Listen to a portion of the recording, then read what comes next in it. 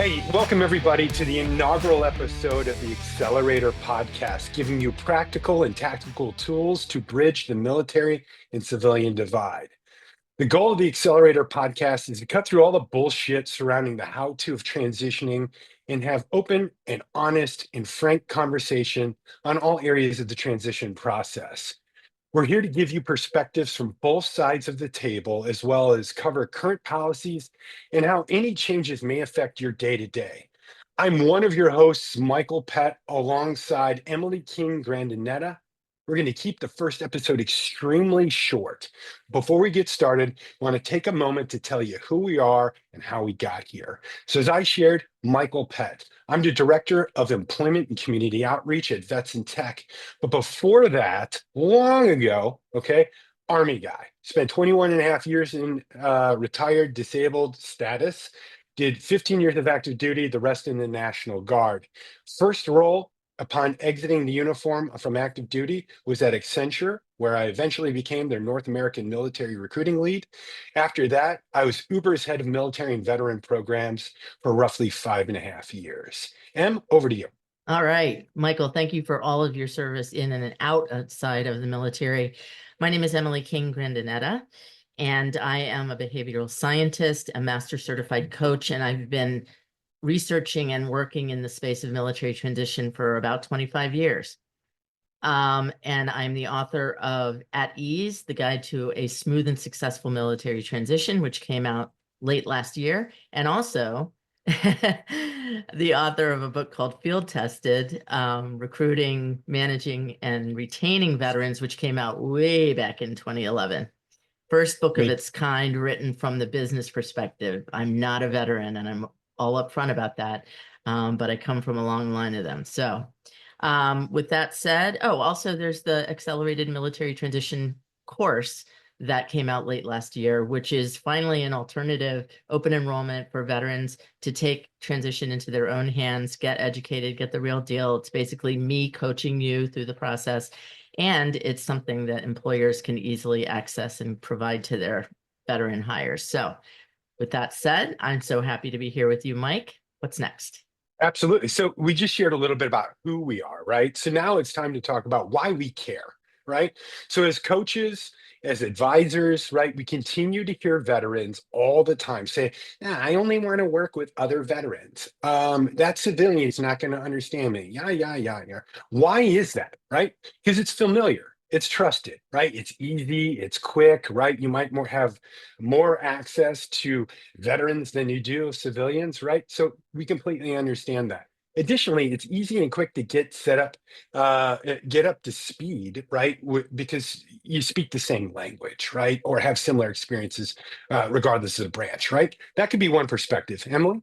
Yeah, I mean, from the civilian side, speaking from the employer's point of view, and I've over the years worked with many companies who hire veterans and tried to help them overcome their own blind spots to accelerating the success of the veterans they hire. From their point of view, they don't know any more about the military than you know about the civilian world. And I think everyone comes to the table thinking they probably know a little bit more than they do. And so what we do is work with organizations to get them up to speed and smart about how they protect that investment they've made in military hiring by retaining veterans and engaging them and accelerating their success.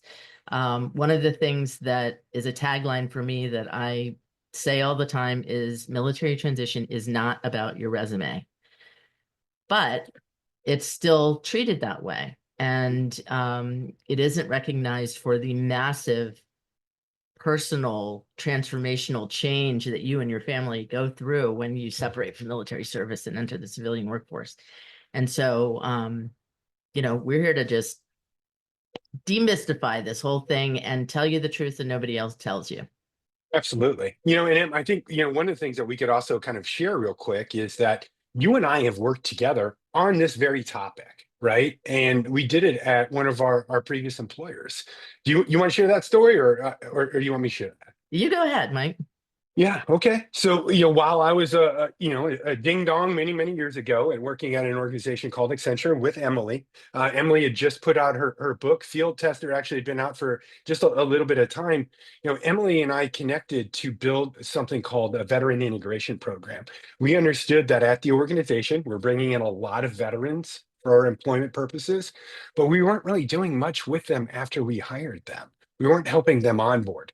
We weren't helping them integrate. We weren't helping them get comfortable in that new skin they were wearing. And I'll admit, like a lot of veterans out there, at first, I was very cautious about trusting civilians and bringing them into the community. But because I had that pleasure to work alongside Emily, and she shared her institutional knowledge and her academic understanding and brought stories from the books into the guides, into the tools that she built, trust was basically given instantly. And I knew that this was something that I had to work with. I had to work alongside folks like Emily and bring them in. So therefore, we were able to rip that barrier down. Emily, do you see that unfolding any differently, or would you agree that that's kind of how it worked out? No, I agree. I think that's kind of the beauty of this collaboration that you and I have had for years now, Mike, is that we do represent the military civilian partnership that is so powerful, Yeah. more powerful than just one of those groups alone in trying to fix what I consider to be broken about the way that we as a nation talk about military transition and support our transitioning service Yeah. members. Yeah, and just anecdotally, I'm going to share one more small little snippet of a story that will be unpacked throughout our podcasts, right? Is the transition never stops. And you're going to hear that a lot during this podcast, okay? But you're also going to hear that it doesn't always necessarily take place right when you're exiting the military. Sometimes you reach transition hurdles later on down the road, okay? And Emily was the first person that I reached out to when Eddie's came out, explaining that I was going through some transition hurdles. And without your support, who knows how my story would have been written, right? So I just want to share that little nugget, right, for folks that think, well, I transitioned many years ago, or, that's not where I'm at in my journey. We're going to be talking about all of it. Right. But Yeah, speaking about what are we going to keep talking about, Emily, there's some key topics that we should bring up, right? So what are some of absolutely. the key topics that we're going to be talking about through our podcasts? We're going to talk about kind of what military transition is and is not. So we're going to debunk a lot of stuff about military transition.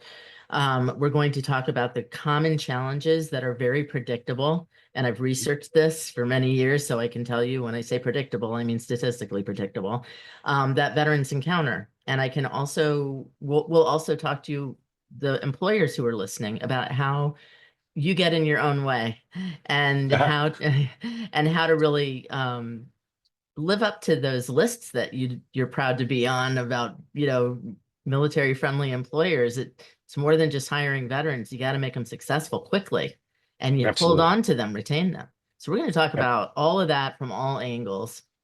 Absolutely. A Yeah. couple of the other things we're going to talk about. Well, Emily is obviously the social psychologist, behavioral, scientist, right? The one that understands all of the stuff and things, internally, right? You brought up the fact that the resume, right, isn't something that you need to concern. That's my area of specialty. We might talk about resumes, we might talk about interviewing practices, we might talk about a lot of these things. But the one thing I want you to know is we're not here to bust up your shadow box, right? Or to line through your DD-214s and tell you that these things didn't happen or don't matter. What we're actually going to be talking about is highlighting what's relevant, what hiring managers want to understand, what they want to see from you. Because just because something was extremely important or significant during your military service doesn't mean that it's significant or relevant to your future employers, right? So we're going to be talking about a lot of those other things. Additionally, tips for making your transition smooth and successful, tips for employers who want to accelerate, okay, the success of the vets and partial duty service members that they hire. Okay. What are some other things that we're going to talk about, Em?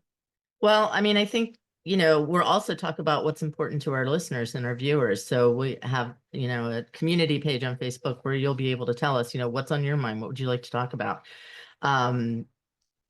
But with that said, I mean, I think, Mike, you've covered the waterfront. And by the way, Mike, you played up my credentials.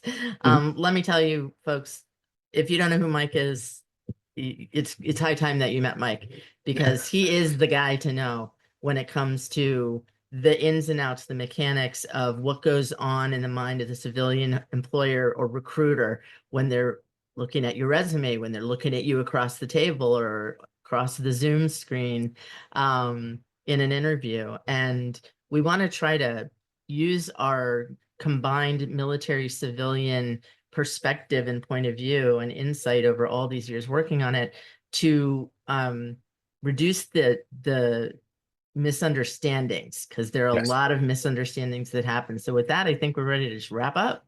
Okay, sounds good. So just to put a bow on it, right? Tips and tricks, right? For employers, for veterans, for military spouses, for the connected family, for hiring managers. Really, this podcast is for everybody, right? We're going to be covering mindset and habits, tips and tricks, discussing the lack of trust, the military civilian divide, military civilian partnerships, right? So if you're still wondering if this podcast is something you should tune in for, I'd ask, why the hell wouldn't you, right? We're here as a soldier, as an ally, in the same way that the military offers basic training when you enter. Okay. MLR is offering training when you exit through our amazing books, right? And through the curriculum, through the coaching sessions. Okay. So tons of things, right? So basically, we want you to tune into the Accelerator podcast where we redefine the military transition process and tell you the truth and what's what. Okay. How should they tune in, Em? In terms of resources that we make available at no cost to you, there's an amazing newsletter that you can check out on LinkedIn called the Veteran Success Blueprint, which I write. You also can go to military.grandinetta.com. I know that's a mouthful. It's my last name. .com there's an assessment there that you can take for free and lots of information about the things that we've talked about. So thank you for tuning in. And tell your Absolutely. friends, share this, and remember that it is possible for you to own your military transition so that it doesn't own you. Be well, everybody. See you next time. Bye.